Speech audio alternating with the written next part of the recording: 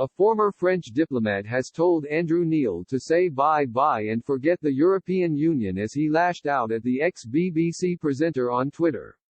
Mr. Neil had warned the EU could be an economic and technological backwater in 15 years, with young Britons doing flourishing business in Hanoi and Jakarta.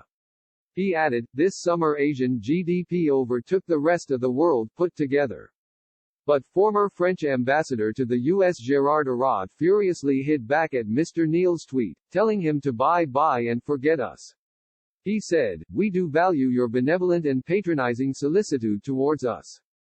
But please, bye-bye and forget us. We have wasted these last 4 years an incredible amount of energy to managing your nationalistic itching. We have much more important challenges to face. In response, Mr. Neil insisted the UK has nothing to gain from the EU's decline. He said, you have indeed more important, and more difficult, challenges to face. I wish you luck in dealing with them because a strong EU is important for UK too. We have nothing to gain from your decline. Sadly, I see no sign of you grappling with these challenges, so far. In a further 2 tweets, Mr. Neil added, yesterday I raised the danger, not a certainty but a possibility, that the EU could be something of an economic backwater in 15 years' time. Q Remainer pile in from folks who regard the very idea of European decline as Brexit bollocks.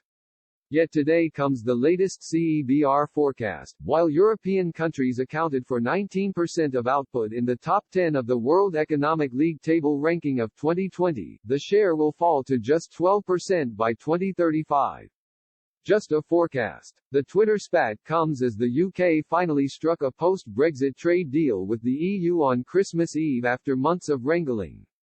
In a Downing Street press conference on Thursday, Boris Johnson said the UK had delivered on what was promised in the 2016 Brexit referendum.